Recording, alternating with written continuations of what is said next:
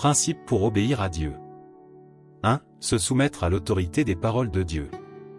Les paroles de Dieu sont suprêmes, au-delà de toute mesure, elles sont ce qu'il peut y avoir de plus élevé en matière de directives et de commandements et doivent absolument être respectées. 2. Se soumettre à l'autorité de Christ, accepter toutes ses paroles et toute son œuvre et s'y soumettre. Affirmer que Christ est la vérité, le chemin et la vie. 3. Se soumettre à l'autorité de l'œuvre du Saint-Esprit, accepter tout ce qui vient de l'éclairage, de l'illumination et de la direction du Saint-Esprit et s'y soumettre. Rejeter ce qui vient de l'homme. 4. Dans tous les domaines, chercher le principe vérité. Confirmer que toute compréhension de la vérité doit être fondée sur les paroles de Dieu, et être capable de se soumettre à toutes les vérités. C'est la seule manière de se soumettre à Dieu. Paroles de Dieu concernées. Dieu a créé les humains, les a placés sur la terre et il les guide depuis. Il les a ensuite sauvés et a servi de sacrifice d'expiation pour l'humanité. À la fin, il doit encore conquérir l'humanité, sauver les humains entièrement et les restaurer à leur image originelle. C'est l'œuvre à laquelle il a été engagé depuis commencement, restaurer l'humanité à son image originelle et ressemblance originelle. Dieu établira son royaume et restaurera la ressemblance originelle des êtres humains, ce qui signifie qu'il rétablira son autorité sur la terre et dans toute la création. Après avoir été corrompu par Satan, l'homme a perdu son cœur qui craignait Dieu ainsi que la fonction qui incombe aux créatures de Dieu, devenant un ennemi qui désobéit à Dieu. L'humanité a vécu sous le domaine de Satan et a suivi les ordres de Satan, ainsi, Dieu n'avait aucun moyen d'œuvrer parmi ses créatures et était d'autant plus incapable de gagner leur crainte révérencieuse. Les humains ont été créés par Dieu et auraient dû adorer Dieu, mais ils lui ont tourné le dos en fait et ont adoré Satan à la place. Satan est devenu l'idole dans leur cœur. Ainsi, Dieu a perdu sa place dans leur cœur, ce qui veut dire qu'il a perdu le sens de sa création de l'humanité. Par conséquent, pour restaurer le sens de sa création de l'humanité, il doit restaurer sa ressemblance originelle et débarrasser l'humanité de son tempérament corrompu. Pour récupérer les humains de Satan, il doit les sauver du péché. C'est seulement de cette manière que Dieu peut restaurer progressivement la ressemblance et la fonction originelle de l'homme, et à la fin restaurer son royaume. La destruction ultime de ces fils de la désobéissance sera également réalisée afin de permettre aux humains de mieux adorer Dieu et de mieux vivre sur la terre. Parce que Dieu a créé les humains, il les amènera à l'adorer, parce qu'il veut restaurer la fonction originelle de l'humanité, il la restaurera complètement et sans aucune adultération. Restaurer son autorité signifie qu'il amènera les humains à l'adorer et à se soumettre à lui, cela signifie qu'il amènera les humains à vivre grâce à lui et détruira ses ennemis par son autorité. Cela signifie que Dieu fera en sorte que son être entier réside parmi les humains sans aucune résistance de qui que ce soit. Le royaume que Dieu veut établir est son propre royaume. Il désire une humanité qui l'adore, qui se soumet à lui complètement et qui manifeste sa gloire. Si Dieu ne sauve pas l'humanité corrompue, le sens de sa création de l'humanité sera perdu, il n'aura plus d'autorité parmi les humains et son royaume ne pourra plus exister sur la terre. Si Dieu ne détruit pas ses ennemis qui lui désobéissent, il ne pourra pas obtenir sa gloire complète et il ne pourra pas non plus établir son royaume sur la terre. Voici les signes de l'achèvement de son œuvre et de l'achèvement de sa grande réalisation, détruire complètement ceux parmi l'humanité qui lui désobéissent et amener dans le repos les gens qui ont été rendus complets. Quand les humains auront été restaurés à leur ressemblance originelle, quand ils pourront accomplir leurs tâches respectives, garder leur propre place appropriée et se soumettre à tous les arrangements de Dieu, Dieu se sera acquis sur la terre un groupe de gens qui l'adorent et il aura également établi sur la terre un royaume qui l'adore. Puisque tu crois en Dieu, tu dois mettre ta foi en toutes les paroles, ainsi qu'en toute l'œuvre de Dieu. Autrement dit, puisque tu crois en Dieu, tu dois lui obéir. Si tu es incapable de le faire, alors il importe peu que tu crois en Dieu ou non. Si tu as cru en Dieu pendant de nombreuses années, mais que tu ne lui as jamais obéi ou que tu n'acceptes pas toutes ses paroles, et au contraire tu demandes à Dieu de se soumettre à toi et d'agir conformément à tes notions, alors tu es le plus rebelle de tous et tu es un incroyant. Comment de tels gens pourraient-ils obéir à l'œuvre et à la parole de Dieu qui ne sont pas conformes aux notions de l'homme? Les plus rebelles sont ceux qui défient Dieu et lui résistent intentionnellement. Ils sont les ennemis de Dieu, les antéchrists. Ils ont toujours une attitude hostile envers la nouvelle œuvre de Dieu, ils n'ont jamais la moindre inclination à se soumettre ni ne se sont jamais soumis volontiers ou abaissés eux-mêmes. Ils s'exaltent même devant les autres et ne se soumettent jamais à personne. Devant Dieu, ils se considèrent comme les meilleurs en prédication de la parole et les plus habiles à transformer les autres. Ils ne se débarrassent jamais des trésors en leur possession, mais les considèrent comme des biens de famille qui doivent être adorés, prêchés aux autres et utilisés pour enseigner à ces imbéciles qui l'idolâtrent. Il existe en effet un certain nombre de tels gens dans l'Église. On peut dire qu'ils sont des héros indomptables, qui séjournent dans la maison de Dieu de génération en génération. Ils pensent que prêcher la parole, doctrine, est leur plus grand devoir. D'année en année et de génération en génération, ils s'occupent d'imposer vigoureusement leurs devoirs, sacrés et inviolables. Personne n'ose les toucher, personne n'ose les réprimander ouvertement. Ils deviennent des rois, dans la maison de Dieu, déchaînés et agissant tyranniquement d'âge en âge. Cette bande de démons cherche à se donner la main et à détruire mon œuvre. Comment puis-je permettre à ces démons vivants d'exister sous mes yeux? Même ceux qui n'ont qu'une demi-obéissance ne peuvent tenir jusqu'au bout, encore moins ces tyrans qui n'ont absolument aucune obéissance dans leur cœur. L'œuvre de Dieu n'est pas facilement acquise par les hommes. Même s'ils utilisent toutes leurs forces, ils ne peuvent en acquérir qu'une simple partie, leur permettant d'être rendus parfaits à la fin. Qu'en est-il alors des enfants de l'archange qui cherchent à détruire l'œuvre de Dieu? N'ont-ils pas encore moins d'espoir d'être acquis par Dieu? Le but de mon œuvre de la conquête n'est pas seulement de conquérir dans l'intérêt de conquérir, mais de conquérir pour révéler la justice et l'injustice, pour obtenir une preuve pour la punition de l'homme, pour condamner les méchants et, encore plus, de conquérir pour perfectionner ceux qui obéissent volontiers. En fin de compte, tous seront séparés selon l'espèce et ceux qui seront perfectionnés verront leurs pensées et leurs idées remplies d'obéissance. C'est l'œuvre qui sera finalement accomplie. Ceux dont toutes les actions sont rebelles, par contre, seront punis, envoyés brûler dans les flammes et l'objet de la malédiction éternelle. Quand ce moment viendra, ces grands et indomptables héros, des temps passés deviendront, les lâches faibles et impuissants, les plus vils et les plus rejetés. Cela seul peut illustrer tous les aspects de la justice de Dieu et son tempérament qui ne tolère aucune offense de la part de l'homme. Cela seul peut apaiser la haine dans mon cœur. N'êtes-vous pas d'accord que cela soit tout à fait raisonnable? Pendant le temps de Dieu dans la chair, la soumission qu'il exige des gens n'implique pas de s'abstenir de prononcer des jugements ou de résister, comme ils se l'imaginent, il exige plutôt que les gens utilisent ces paroles comme leur principe de vie et le fondement de leur survie, qu'ils mettent en pratique absolument l'essence de ces paroles et qu'ils satisfassent complètement sa volonté. Un aspect de l'exigence que les gens se soumettent à Dieu incarné se réfère à mettre ces paroles en pratique, tandis qu'un autre aspect se réfère à pouvoir se soumettre à sa normalité et à son aspect pratique. Ces deux aspects doivent être absolus. Ceux qui peuvent atteindre ces deux aspects sont tous ceux qui entretiennent un amour véritable pour Dieu dans leur cœur. Ils sont tous des gens qui ont été gagnés par Dieu, et ils aiment tous Dieu comme ils aiment leur propre vie. Dieu incarné porte l'humanité normale et pratique dans son œuvre. De cette façon, son enveloppe extérieure d'humanité à la fois normale et pratique devient une épreuve énorme pour les gens, elle devient leur plus grande difficulté. Cependant, la normalité et l'aspect concret de Dieu ne sauraient être évités.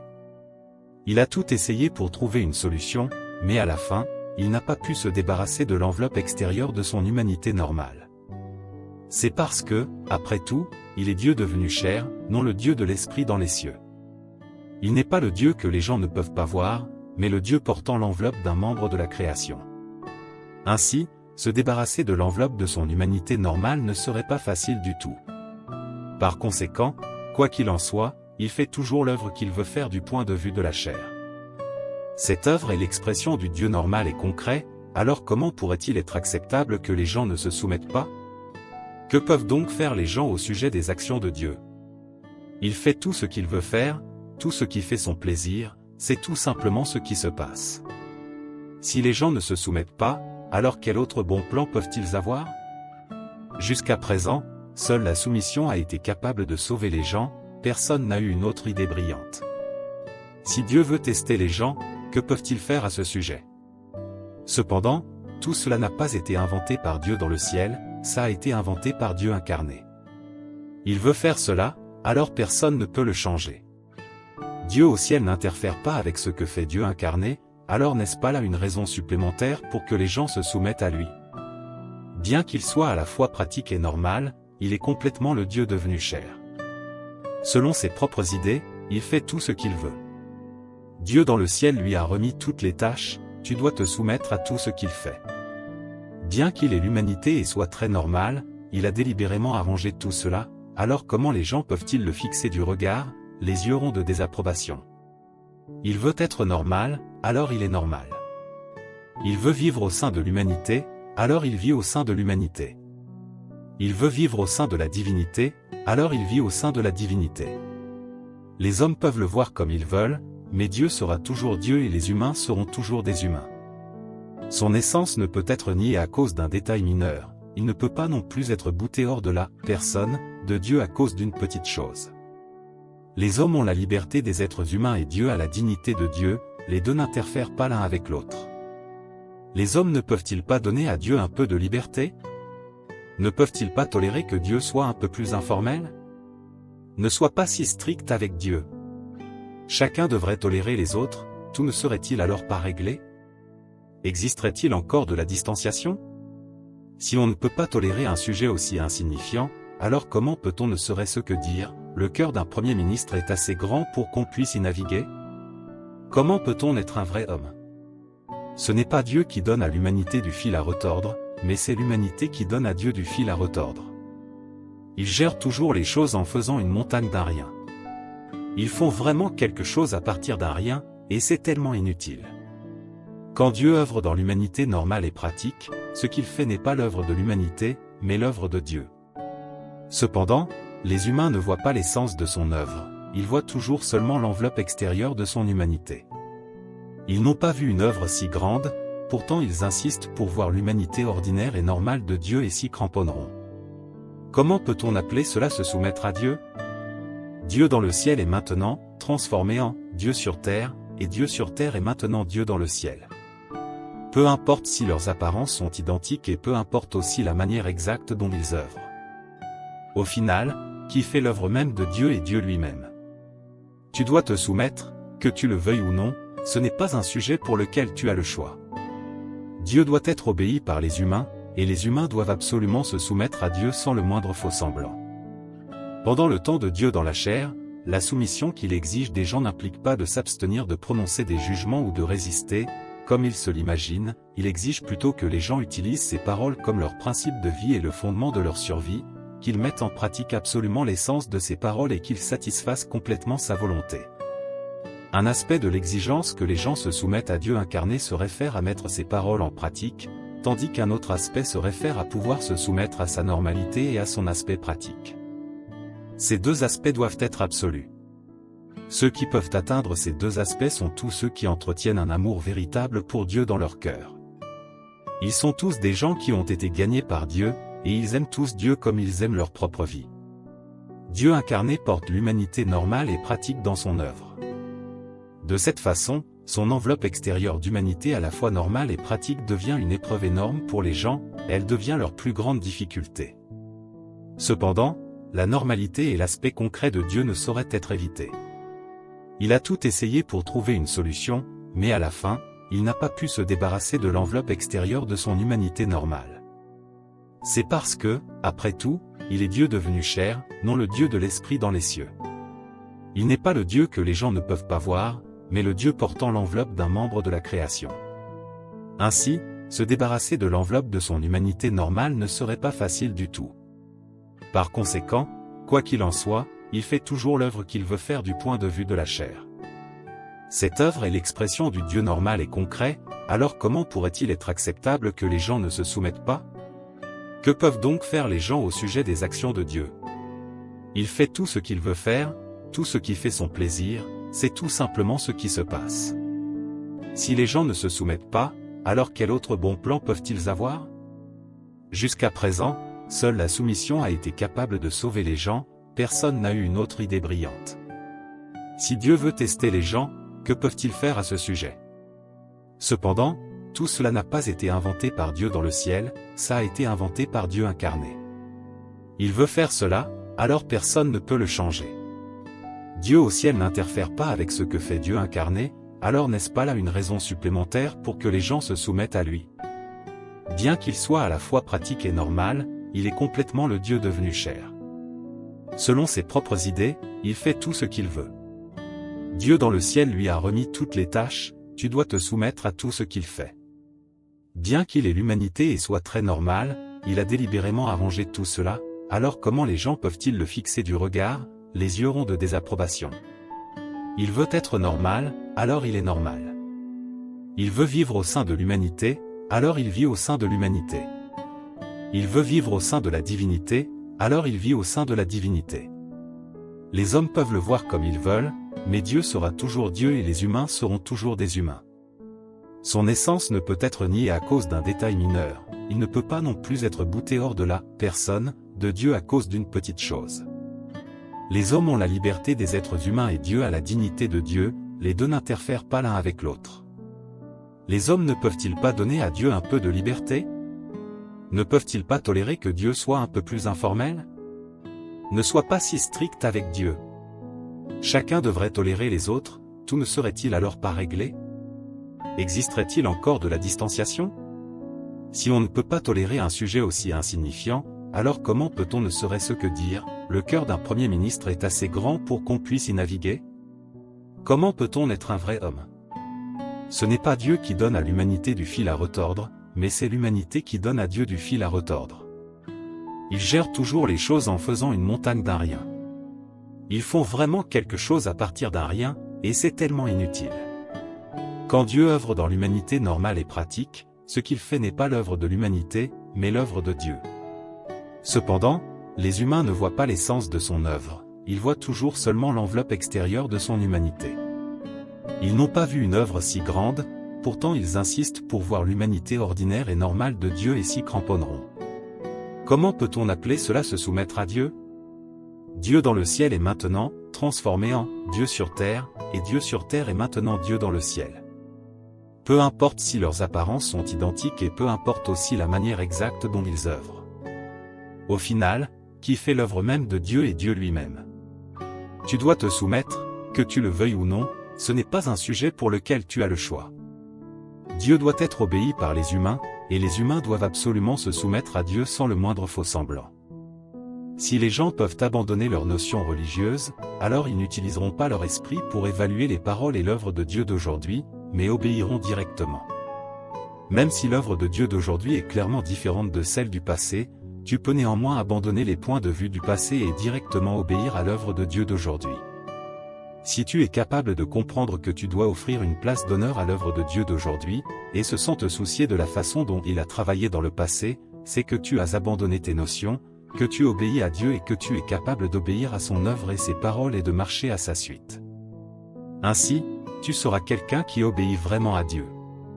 Tu n'analyses pas ni n'examines pas minutieusement l'œuvre de Dieu, c'est comme si Dieu avait oublié son œuvre précédente, et que tu l'avais oublié aussi. Le présent est le présent et le passé est le passé, puisqu'aujourd'hui Dieu a mis de côté ce qu'il a fait dans le passé, tu ne dois pas t'y attarder. Seule une telle personne obéit totalement à Dieu et a abandonné ses notions religieuses. Pourquoi crois-tu en Dieu? La plupart des gens restent confus devant cette question. Ils ont toujours deux points de vue entièrement différents sur le Dieu concret et le Dieu dans le ciel, ce qui montre qu'ils croient en Dieu non pas pour lui obéir, mais pour recevoir certains avantages ou pour échapper à la souffrance de la catastrophe, ce n'est que pour ces raisons qu'ils se montrent quelque peu obéissants. Leur obéissance est conditionnelle, fondée sur leurs intérêts personnels, et elle leur est imposée. Alors, pourquoi crois-tu en Dieu? Si c'est uniquement pour tes perspectives et ton destin, alors tu ferais mieux de ne pas croire du tout. Une telle foi est de l'aveuglement, un besoin de la réassurance et de l'auto-admiration. Si ta foi n'est pas fondée sur l'obéissance à Dieu, alors, à la fin, tu seras puni pour t'être opposé à lui. Tous ceux qui ne cherchent pas l'obéissance à Dieu dans leur foi s'opposent à lui. Dieu demande que les gens cherchent la vérité, qu'ils aient soif de ses paroles, qu'ils mangent et boivent ses paroles et les mettent en pratique afin qu'ils deviennent obéissants à Dieu. Si telles sont tes vraies motivations, alors, assurément, Dieu t'élèvera et il sera miséricordieux envers toi. Ces faits sont indéniables et immuables. Si ton intention n'est pas d'obéir à Dieu et si tu as d'autres objectifs, alors, tout ce que tu dis et fais tes prières devant Dieu et même chacune de tes actions s'opposeront à lui. Tu peux avoir la voix douce et de bonne manière, toutes tes actions et tes expressions peuvent paraître convenables, tu peux sembler obéissant, mais considérant tes intentions et tes points de vue sur la foi en Dieu, tout ce que tu fais s'oppose à Dieu, tout ce que tu fais est mal. Les gens qui semblent obéissants comme des brebis, mais dont le cœur recèle de mauvaises intentions, sont des loups ayant l'apparence de brebis. Ils offensent directement Dieu, et Dieu n'épargnera pas un seul d'entre eux. Le Saint-Esprit révélera chacun d'eux et montrera à tous qu'ils détestent et rejettent, avec certitude, tous ceux qui sont hypocrites. Ne t'inquiète pas, Dieu considérera chacun d'eux et éliminera chacun d'eux tour à tour. Je suis un feu dévorant, et je ne tolère pas l'offense. Parce que j'ai créé tous les humains, ils doivent obéir sans se rebeller, quoi que je dise ou fasse. Les gens n'ont pas le droit de s'immiscer dans mon œuvre, et ils sont encore moins qualifiés pour analyser ce que mon œuvre et mes paroles contiennent de bien ou de mal. Je suis le Seigneur de la création et les êtres créés devraient réaliser tout ce que j'exige avec un cœur me révérend. Ils ne devraient pas essayer de raisonner avec moi, et ils ne devraient surtout pas résister. Avec mon autorité, je gouverne mon peuple.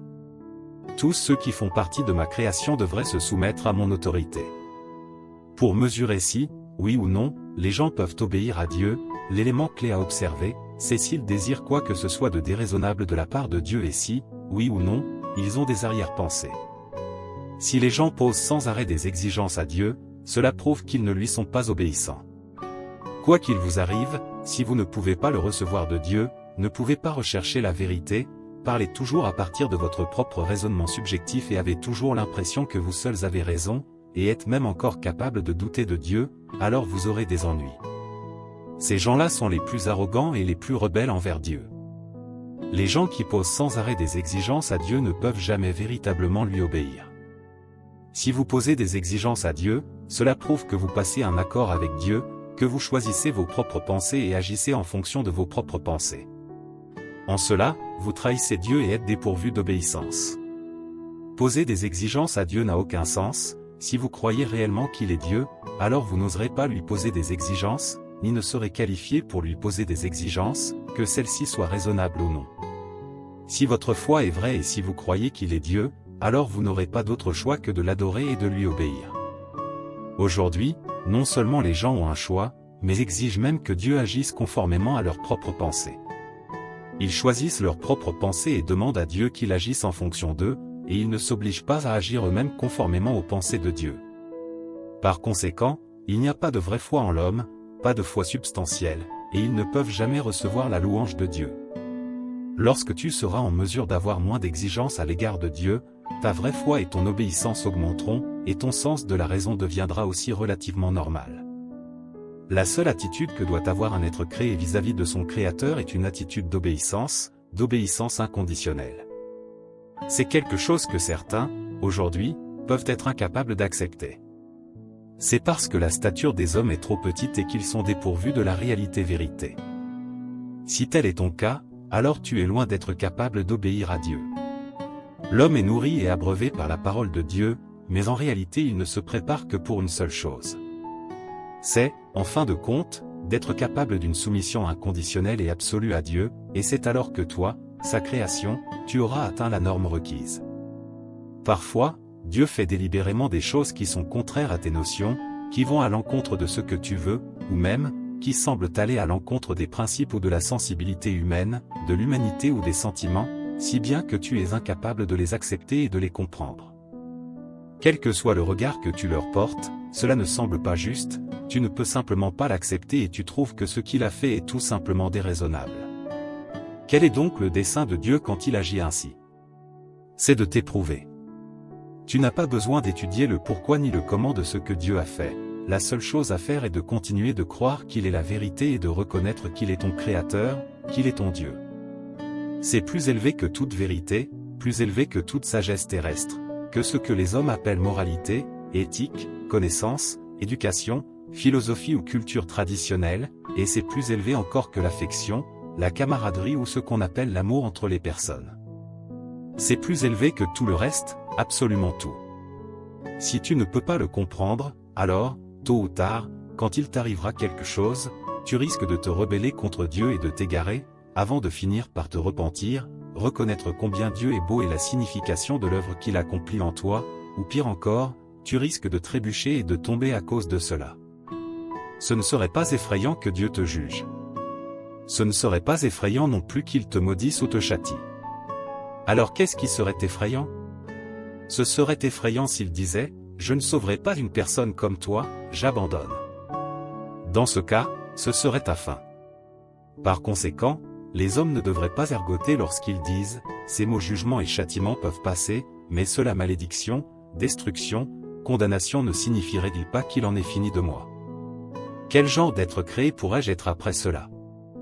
Bon, je renonce. » Et tu peux poursuivre et cesser d'être mon Dieu. Si tu décides d'abandonner Dieu, sans avoir témoigné, alors il peut très bien décider qu'il ne veut plus de toi. Avez-vous considéré cela auparavant? Indépendamment du temps depuis lequel une personne croit en Dieu, de la longueur du chemin qu'elle a parcouru, de la quantité de travail qu'elle a effectué et du nombre de devoirs dont elle s'est acquittée, tout cela n'a été pour elle que la préparation d'une seule chose, que tu sois finalement capable d'une soumission inconditionnelle et absolue à Dieu. Que veut donc dire « inconditionnel » ? Cela signifie ignorer tes justifications personnelles, ignorer ton raisonnement objectif et ne chicaner sur rien, tu es un être créé et tu n'es pas digne. Quand tu te disputes avec Dieu, tu n'es pas dans la bonne position. Quand tu essaies de te justifier vis-à-vis de Dieu, là encore, tu n'es pas dans la bonne position. Quand tu argumentes avec Dieu, quand tu veux t'enquérir de la raison, savoir ce qui se passe réellement, si tu ne peux pas obéir avant d'avoir d'abord compris et que tu ne veux pas te soumettre avant que tout soit clair pour toi, là encore, tu n'es pas dans la bonne position. Quand tu n'es pas dans la bonne position, ton obéissance à Dieu est-elle absolue? Traites-tu Dieu comme il doit être traité? Le vénères-tu comme le Seigneur de toute la création? Non, et donc Dieu ne te reconnaît pas. Qu'est-ce qui peut te permettre de parvenir à une obéissance absolue et inconditionnelle à Dieu? Comment est-il possible d'en faire l'expérience? D'une part, un peu de conscience et d'humanité normale est nécessaire, d'autre part, quand tu accomplis tes devoirs, il faut que chaque aspect de la vérité soit compris pour que tu puisses comprendre la volonté de Dieu. Parfois, le calibre de l'homme est insuffisant et l'homme n'a pas la force ni l'énergie qu'il faut pour comprendre toutes les vérités. Il y a cependant une chose, indépendamment de l'environnement, des gens, des événements et des choses auxquelles tu fais face et que Dieu a arrangé, tu dois toujours avoir une attitude obéissante, sans demander pour quelle raison. Si même cette attitude n'est pas à ta portée et si tu es même capable d'aller jusqu'à te prémunir contre Dieu, spéculer sur lui ou bien te dire, il faut que je voie si ce que fait Dieu est réellement juste. Ils disent que Dieu est amour, eh bien, voyons s'il y a de l'amour dans ce qu'il fait chez moi et si c'est vraiment de l'amour, si tu es toujours en train d'examiner si ce que fait Dieu est conforme à tes notions, à voir si ce que fait Dieu est ce qui te plaît, ou même, si c'est conforme à ce que tu crois être la vérité, alors ta position est mauvaise, cela va t'attirer des ennuis et tu seras susceptible d'offenser le tempérament de Dieu. Quand Noé a fait ce que Dieu avait ordonné, il ne savait pas quelles étaient ses intentions. Il ne savait pas ce qu'il voulait accomplir. Dieu lui avait seulement donné un ordre et l'avait chargé de faire quelque chose, sans lui fournir beaucoup d'explications, mais Noé l'a simplement fait. Il n'a pas essayé de cerner les intentions de Dieu en secret, ne lui a pas résisté et n'a pas fait preuve d'un manque de sincérité. Il l'a tout simplement fait avec un cœur pur et simple. Quel que soit ce que Dieu lui faisait faire, il le faisait. La conviction avec laquelle il agissait était fondée sur l'obéissance et l'écoute de la parole de Dieu. C'est ainsi qu'il s'est occupé de ce que Dieu lui avait confié, franchement et simplement. Son essence, l'essence de ses actions était l'obéissance et non la remise en question, la résistance et encore moins la considération de ses intérêts personnels ou de ses pertes et profits. En outre, quand Dieu a dit qu'il détruirait le monde par un déluge, Noé n'a pas demandé quand ni ce qu'il adviendrait des choses et il ne lui a certainement pas demandé comment il détruirait le monde. Il a tout simplement fait comme Dieu le lui avait indiqué.